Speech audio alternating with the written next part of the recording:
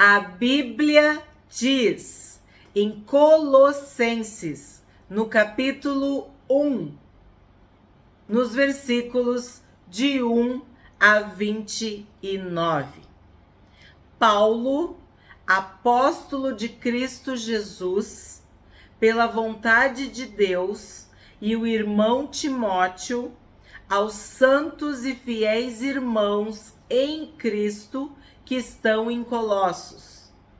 Que a graça e a paz de Deus, nosso Pai, estejam com vocês. Então é com muita alegria que hoje nós vamos começar o estudo da carta de Paulo aos Colossenses. O que nós sabemos sobre Colossos, essa cidade? De que ela fazia parte do território que hoje é a Turquia, mas que sofreu um terremoto. Então, não temos muitos registros, pelo menos eu não encontrei. Um detalhe importante, esta igreja, ela foi evangelizada por Epáfras. Não foi pelo próprio apóstolo Paulo. Mas, quando falsos mestres, falsos ensinamentos começaram a tomar conta da igreja, Paulo decide intervir e envia essa carta. E esta igreja era uma igreja basicamente gentílica.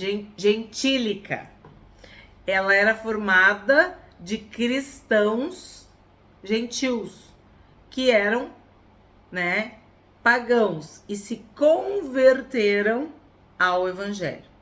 Acredita-se que Epáfras foi o fundador, o evangelizador, que ele conheceu o evangelho através de Paulo e volta para sua cidade e prega e anuncia Jesus. Olha que lição, já no primeiro início, nos primeiros versículos, a gente já está falando de algo muito lindo.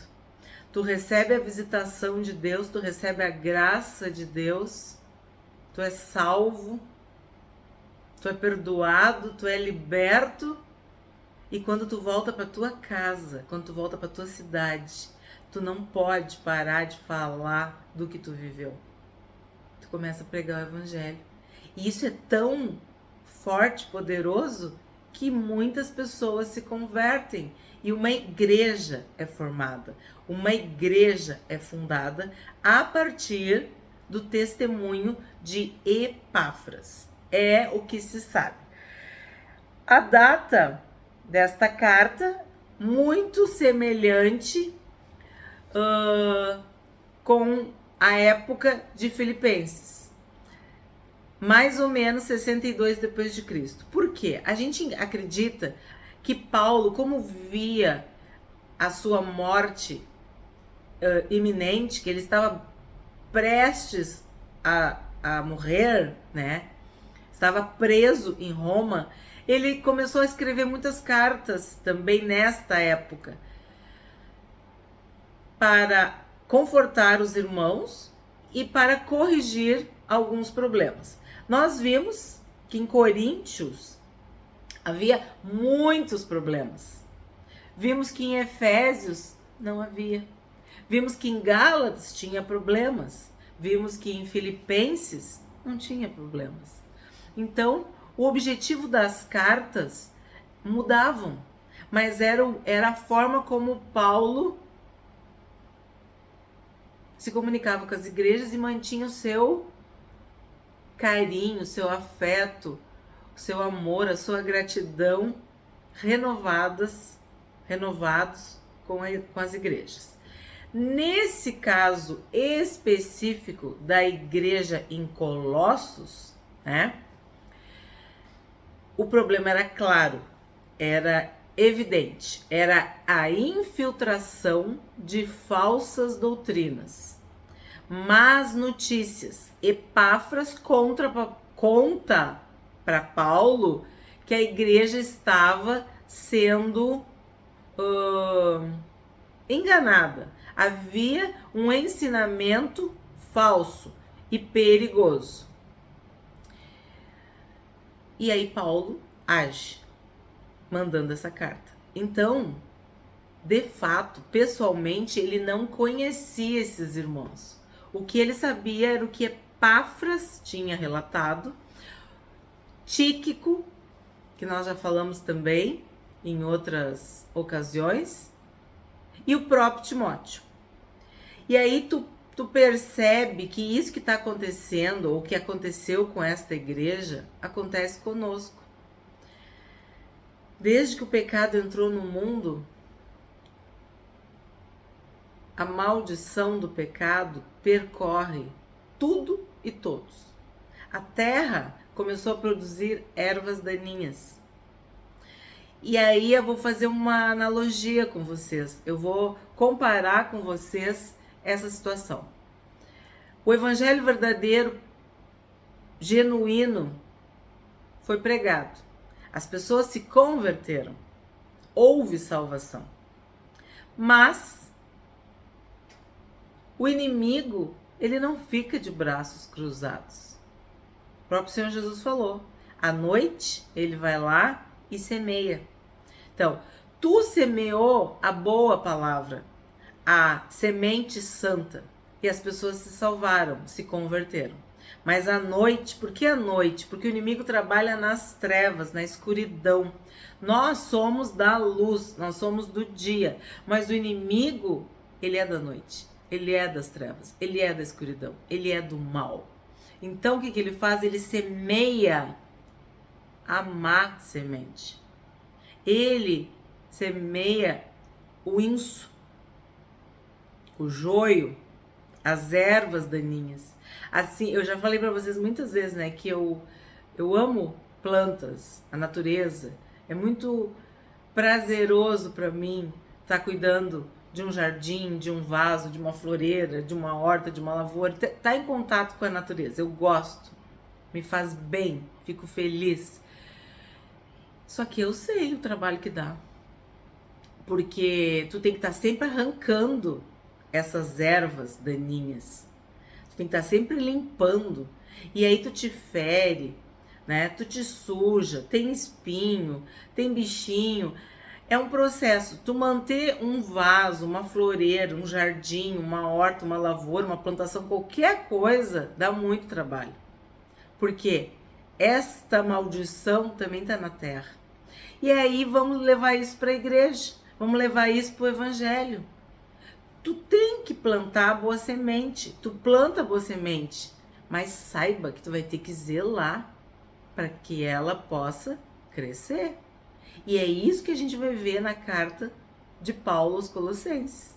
Paulo tirando, arrancando as ervas daninhas, os falsos ensinamentos, desmascarando os falsos mestres, os falsos profetas, os falsos pastores, líderes. Esse seria um dos assuntos principais dessa carta. Outro, ela também é uma carta muito semelhante a Efésios, porque também fala das questões espirituais, do império das trevas, da atuação maligna, da nossa luta contra principados e potestades.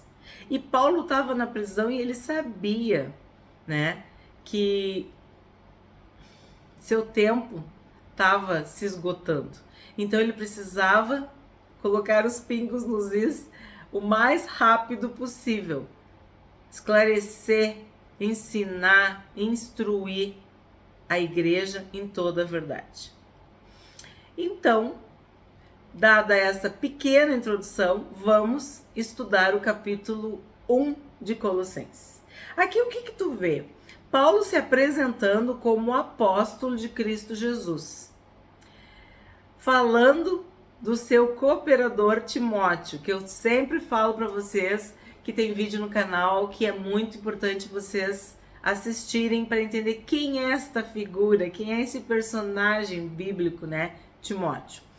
E ele diz aos santos e fiéis irmãos em Cristo que estão em Colossos. Então, mais uma vez, a carta é dirigida para a igreja, para irmãos, para homens e mulheres convertidos, cristãos.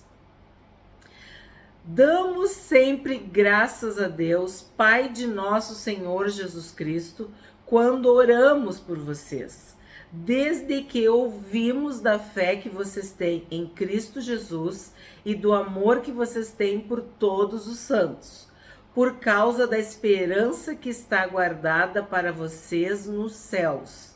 Desta esperança vocês ouviram falar anteriormente, por meio da palavra da verdade do Evangelho, que chegou até vocês. Esse Evangelho está produzindo fruto e crescendo em todo o mundo, assim como acontece entre vocês, desde o dia em que ouviram e entenderam a graça de Deus na verdade. Então, o que Paulo está falando aqui?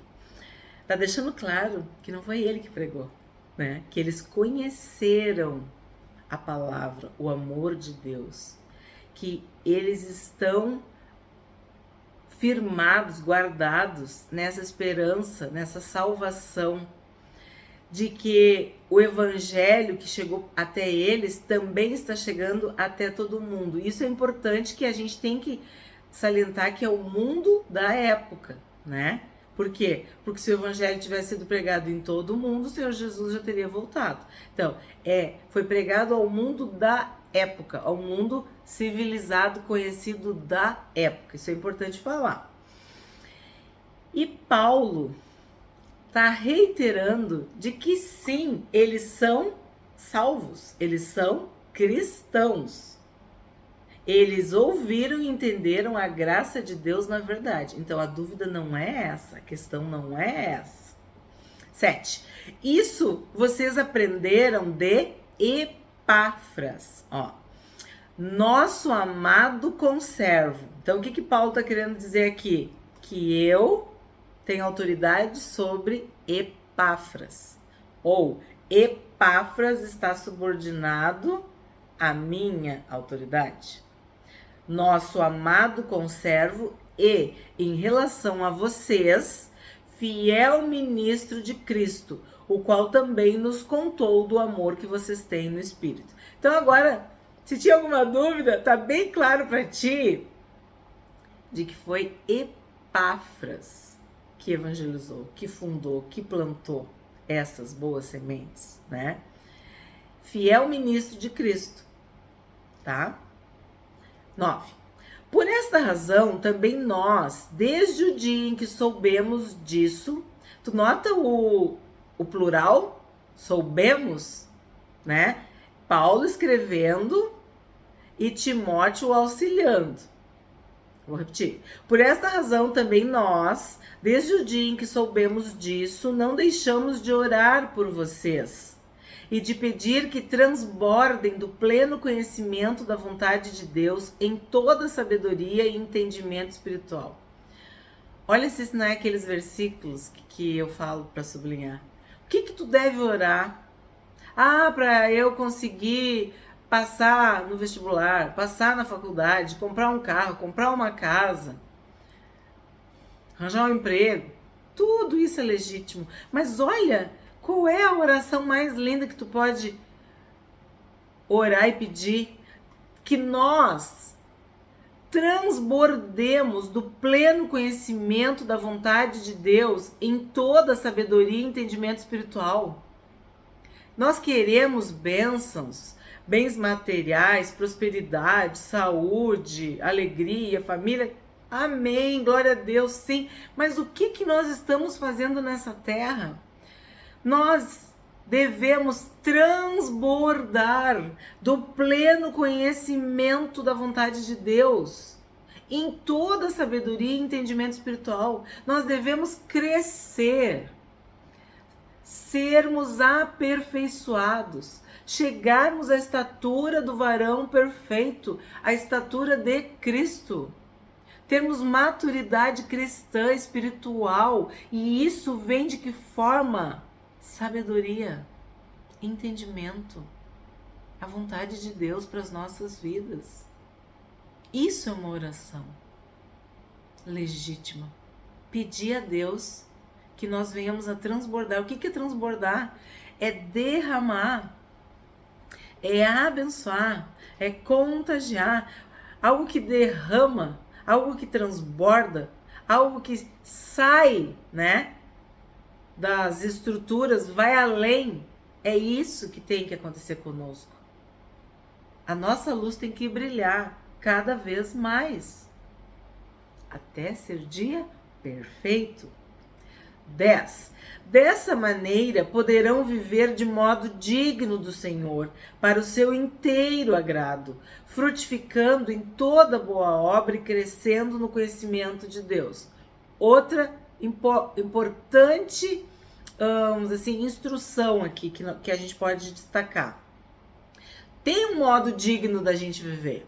Então, é isso que nós devemos fazer, viver de modo digno do Senhor. Inteiro agrado significa fazendo totalmente a vontade de Deus. Frutificando em toda boa obra. A gente tem que dar fruto. O que aconteceu com a figueira? Que não tinha fruto, que não tinha figo.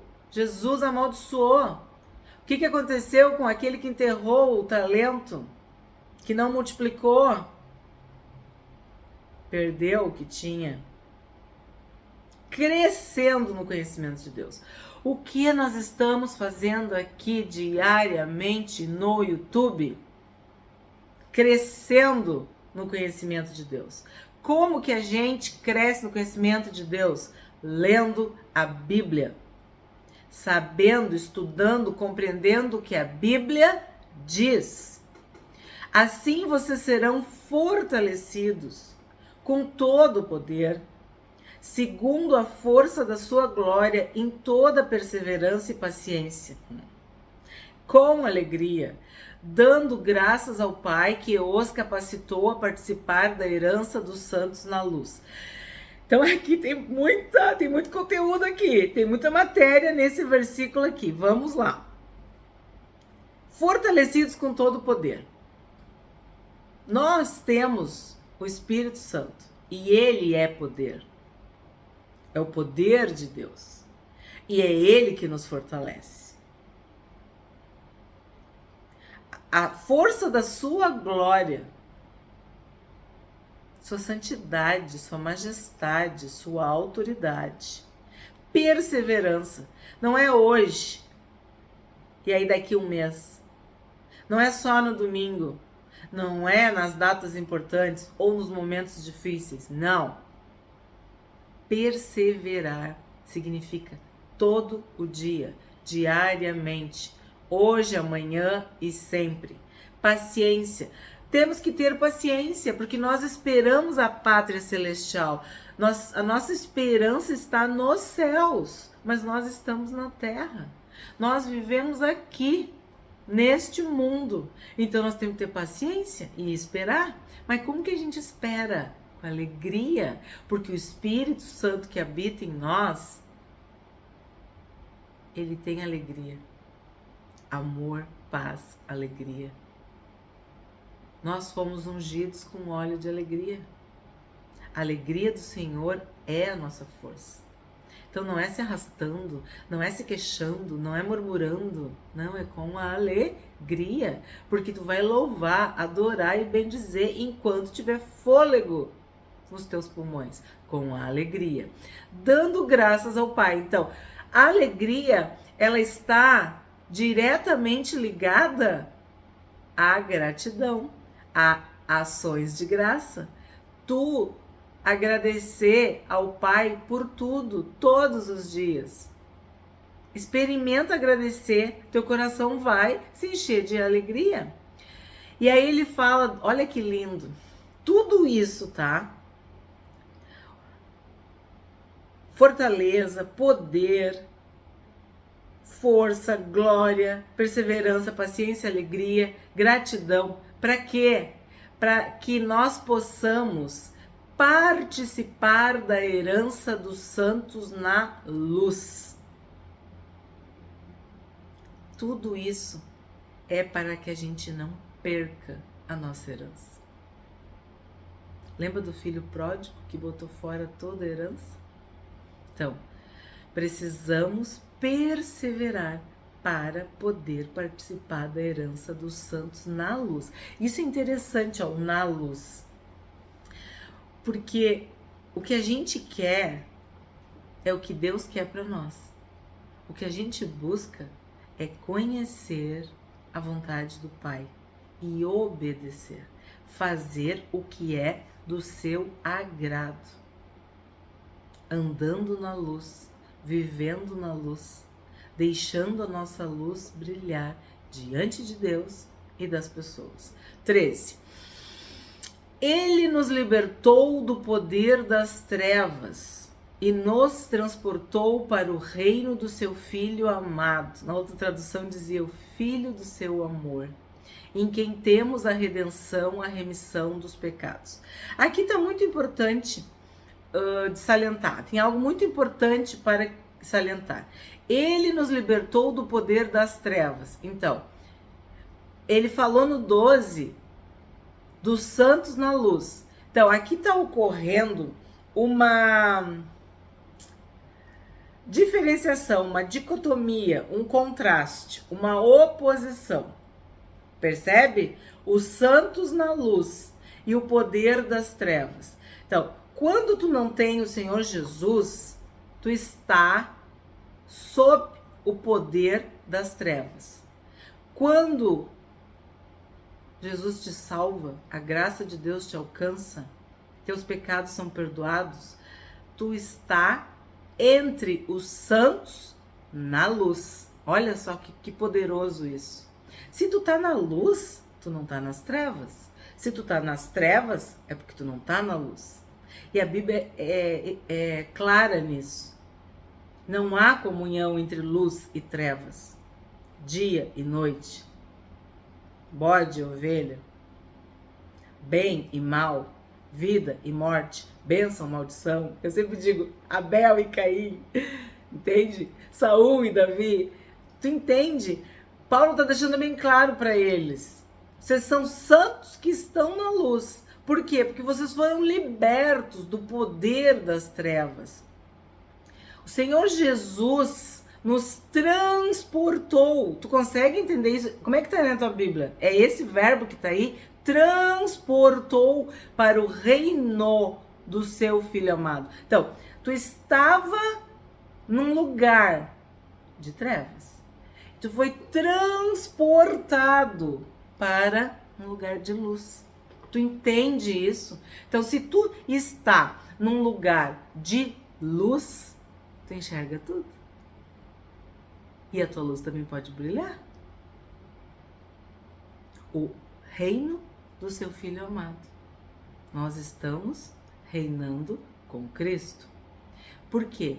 Porque nós temos a redenção, a remissão dos nossos pecados. O que quer dizer isso? Redenção e remissão dos pecados.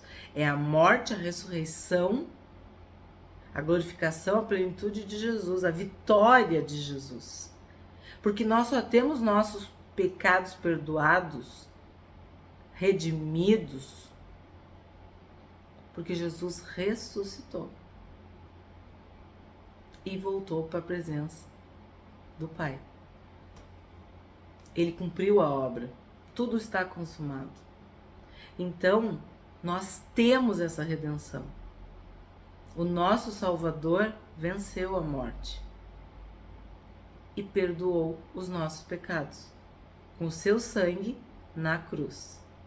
Então, Paulo está relembrando os colossenses de que se eles estão em Cristo, os seus pecados estão perdoados e eles estão na luz. Ele é a imagem do Deus invisível, o primogênito de toda a criação. Jesus. Pois nele foram criadas todas as coisas, nos céus e sobre a terra, as visíveis e as invisíveis, sejam tronos, sejam soberanias, quer principados, quer potestades. Tudo foi criado por meio dele e para ele. Ele é o Senhor dos senhores, o Rei dos reis. Ele é antes de todas as coisas, nele tudo subsiste. Ele é a cabeça do corpo, que é a igreja. Ele é o princípio, o primogênito dentre os mortos, para ter a primazia em todas as coisas. O que Paulo está enfatizando aqui? Que nós somos salvos por causa de Jesus, única e exclusivamente por causa de Jesus. Ele é Jesus. Ele é o nosso único e suficiente Salvador. Nós não precisamos de mais nada e de mais ninguém.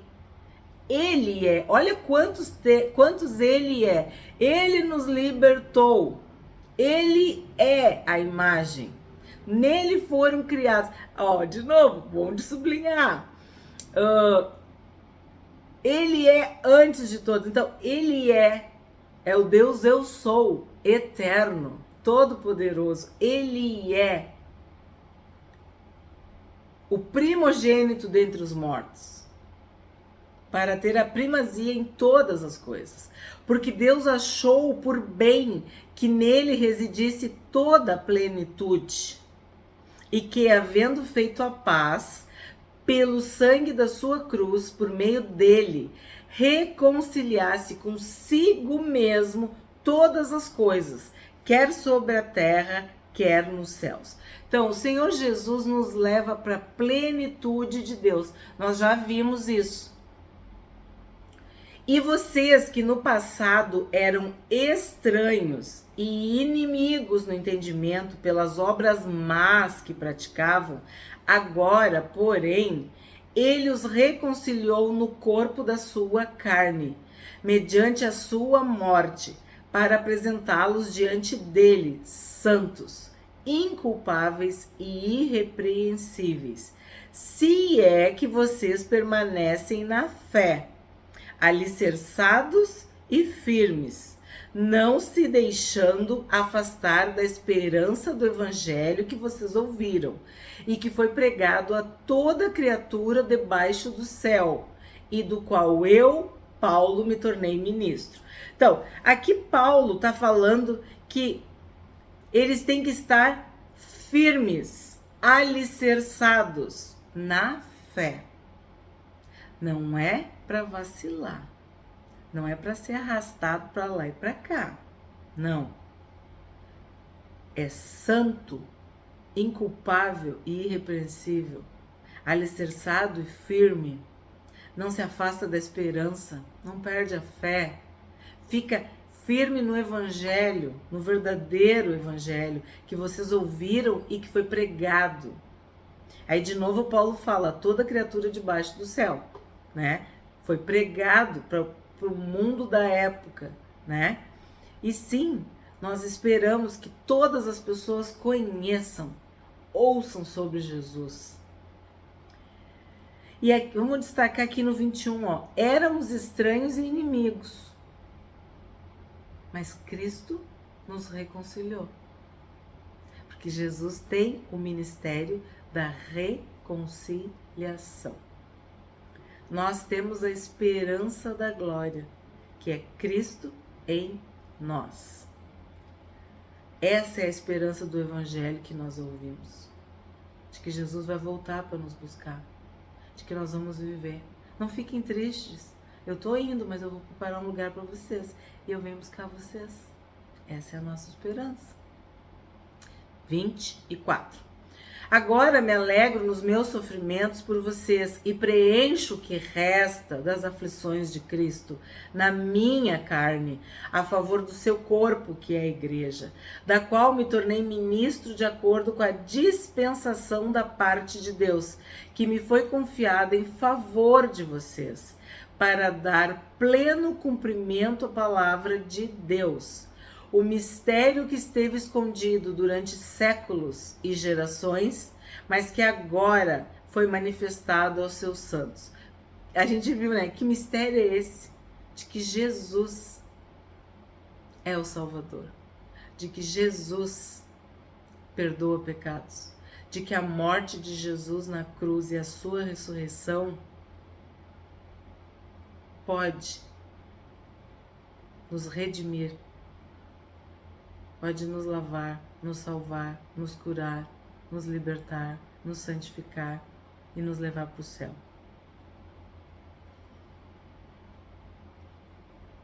27. A estes Deus quis dar a conhecer a riqueza da glória deste mistério entre os gentios, que é Cristo em vocês, a esperança da glória. Porque esta aliança não está restrita aos judeus. Em Cristo, ela foi ampliada, expandida para todos os seres humanos, para os gentios, para todas as pessoas. 28. Este Cristo nós anunciamos, advertindo a todos e ensinando a cada um em toda sabedoria, a fim de que apresentemos cada pessoa perfeita em Cristo. Ó, tem que parar aqui um pouquinho. Pessoa perfeita em Cristo. Sede perfeitos como perfeito é o nosso Pai Celestial. É para a perfeição que nós caminhamos, é para o aperfeiçoamento diário que nós vivemos, para a maturidade cristã, para um padrão cristão de fé e de conduta. Mas de vós, ó amados, esperamos coisas melhores, coisas excelentes, coisas que acompanham a salvação de vocês. Tu és salvo, pois agora tu vai viver em santidade, num processo de santificação, buscando ser uma pessoa perfeita em Cristo. É o Espírito Santo agindo em ti, te aperfeiçoando todos os dias. 29. É para esse fim que eu me empenho, esforçando-me o mais possível, segundo o poder de Cristo que opera poderosamente em mim. Então, nós queremos chegar nesse nível, a estatura do varão perfeito. Quem é o varão perfeito? O Senhor Jesus. É o poder de Cristo que opera em cada um de nós. O que nós aprendemos hoje, neste primeiro capítulo de Colossenses? De que nós devemos dar graças ao Pai, porque é o Pai que nos fez idôneos para a nossa herança na luz, a nossa herança dos santos na luz. Ele nos libertou do império das trevas e nos transportou para o reino do Filho de seu amor. Tudo foi criado por meio dele e para ele. Ele é antes de todas as coisas. Nele tudo subsiste. Ele é a cabeça do corpo, da igreja. Ele vos reconciliou para serdes irrepreensíveis, se é que permaneceis na fé, alicerçados e firmes. Cristo em nós, a esperança da glória. Cristo é tudo em todos.